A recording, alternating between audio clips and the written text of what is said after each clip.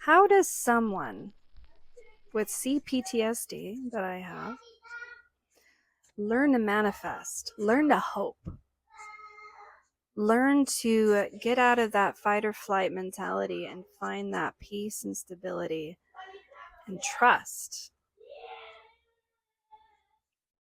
Lump in being a parent, stressing out with 3 kids and everything else. How do you do it? I was diagnosed with CPTSD, and yes, okay, I'll be back. Give me a minute. That is probably the hardest. No one talks about there's so much information out there about manifesting and going for what you want, talking and speaking as if you already have it, all these advice that they give people. But it's hard if you're someone that suffers from PTSD or CPTSD. It's not that easy. It's like 10 times harder to manifest. And so, as someone that has CPTSD, I wanted to make a video to show you how I did it, because there's really not much information out there about how someone with that kind of thing that they deal with learns to manifest, learns to trust and hope, because it requires a lot of that learning to be disappointed, right? Not getting what you want. There's going to be some failing times. And if you know much about the PTSD series of mental disorders or hindrances, I don't like to call them disorders, being in that fight or flight mode constantly is what it is. And it's one of the hardest things to fix in the mental field, one of many, but it's super, super hard. And a lot of people get CPTSD from toxic relationships, abuse, especially from narcissistic people. They were gaslit for so many years. They come out of that relationship not even knowing who they are and having to learn who they are and starting over. And it's so hard, and very few people talk about it. So on top of having to find yourself again, you're left always in that fight or flight mode. Like, life's going too good. What the fuck is going on here? Something bad is just bound to happen, because life is never this peaceful. You could totally, I'm sure some of you guys know exactly how that feels. It's like, what the fuck? What am I missing here? This life is not this good ever. Seriously. And it's a real thing that a lot of people deal with. And that's because coming from a very toxic relationship. And depending on what you've suffered in your life, for me, it's all throughout childhood and adulthood, leaving me with that CPTSD. So it's really having to unpack so much, but learning to also manifest like everybody else and be those hustlers that just get what they want. Somehow life always just flows exactly how they want. For me, I had to figure out the recipe much later in life, after a lot more deep searching and a lot more steps that they didn't cover in Manifesting 101 on a YouTube channel video that I ran across. The very first thing you need to do, that you need to learn to even begin to start to manifest if you're someone with PTSD or CPTSD or major anxiety, prone to negativity. Very first thing is grounding techniques. Learn grounding techniques. That is one of the first things they would always stress when I would go to therapy or try to learn how to get over a lot of the traumatic experiences I went through, is like sensory grounding. I, of course, take it a little bit too far and go way into it. Take off my socks, walk barefoot on the earth, whether it be on sand, but just something from nature. You're connecting your energy to the stability of the earth's energy, which is huge, massive. You want to align with that. Everything works and flows perfectly to create what we have. The science behind it, the art behind cells and organisms, and just the evolving of everything that has life is so intricate, whatever, into detailed, that it's beauty, it's art. And they've done microscopic views into like cells and how they work and process and how they attack bad cells, and it's like a whole new world. That's the kind of energy you need to connect with. And when you can train your mind to ground yourself, you can then learn to manifest. So that is number one thing. What's to your cup? Okay, go get him a straw. I'm in the middle of something. Thank you. You have to start from basics. And they don't usually talk about that. Like, how do you manifest? Okay, yeah, how do you stay positive? You really have to actually become a positive person to even start to manifest, right? It goes hand in hand. You can't do one without the other. And let alone, even harder, someone with PTSD. So again, focus on your senses. So grounding would also entail, shutting down your mind or training your mind. Okay, what do I feel? What do I touch? What do I smell? You're getting to reality. You're trying to slow your mind down from its anxiety and get to what's tangible, right? You're grounding yourself. Once you can get your mind to that state, then you can move on to the manifestation, on positivity. And that's the second thing. You really need self-compassion to manifest. And a lot of people forget that. They forget that you have to be nice and kind to yourself. You have to believe in yourself. You have to be your biggest cheerleader, right? You cannot have one without the other.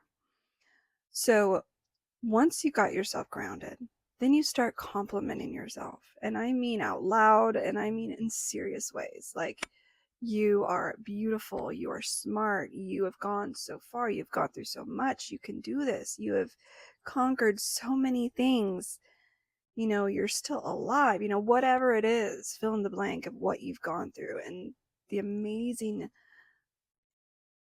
person that you are and how rare we are. There's not another one like you, right? You know that. You have to say that. You have to believe that.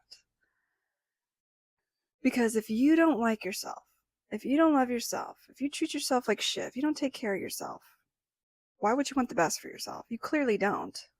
You have to actually like yourself to have whatever you want. So I would suggest words of affirmation, positive things like that. Another form of therapy where you're writing down the things you like about yourself. And it only has to stay positive. You have to keep it positive. No negativity. There's many different ways to create a lot of self-love, confirmation, affirmations for yourself. There's a lot of information out there, so I highly recommend you do some deep dive and learn some techniques to build yourself up. And the next thing is you have to be open to what the divine actually wants for you. Like, sometimes we think we know what we want. We think we know what will make our life better, more simple, more money. We think we know, but in reality, we don't. We don't know the future. We don't know how everyone is going to react, how they're going to respond, what they're going to go through. I will always be appreciative of every job I've ever had, of all the yeses I've received, because it's grown me, it's built me, it's brought me to where I need to be. I was open-minded, I was honest, I was humble. I've learned a lot. I believe that everything has to happen for a reason. You have to go where you're going for a reason, whether it just be something as simple as running across one person, have one interaction so that person can succeed on what God wants them to do. They have to cross your path in order for them to go to what their ultimate purpose is.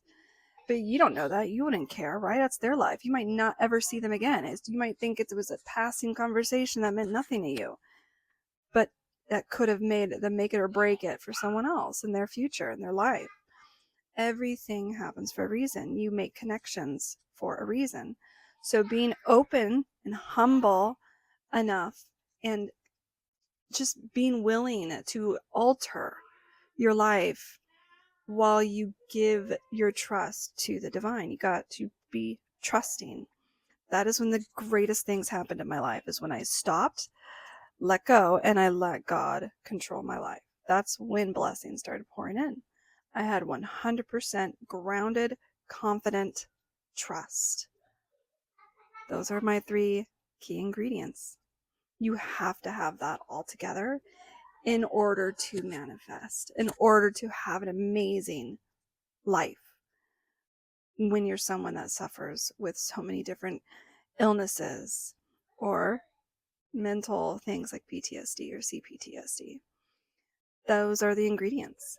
You have to have that in that order in order to produce what you want for your life.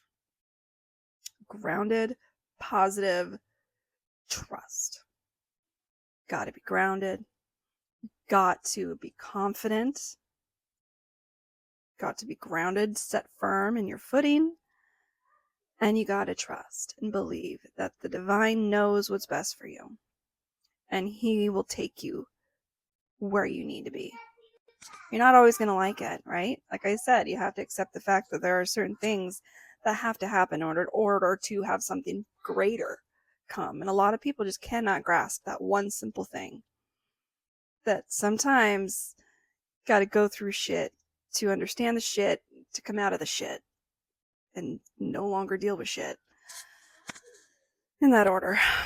Okay, so there you go. I hope this was helpful for me when I have CPTSD on top of a chronic illness, a disease, I'm constantly in pain. You know, I have all these things that I'm juggling, and it could be so hard to find my footing, to ground myself. And when I remember those processes, those steps, then I typically shit fixes itself once I remember to do those things. Things come into play, and it's like, you have to have that process. If your life is in total shambles and chaos, do those 3 things, and you will see your life straighten out. You will see it level out. It's almost immediate, but it's a confirmed, guaranteed, it will fix your life.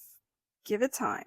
Sometimes it'll go quicker than another person based on how much grounding they actually have. The more the merrier. Again, get barefoot, go run in the dirt under full moon, dance naked by a campfire. I don't know, just go all out.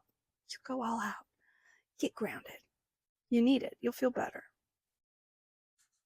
Write a confident journal, gratitude journal, the bragging of yourself journal. Sometimes you need that.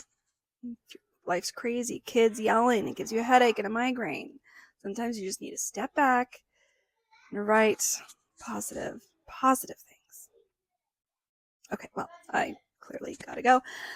Thank you for watching. Thank you for giving your time to what I have to say. I value that. I appreciate that throughout the years as I've rebuilt channels.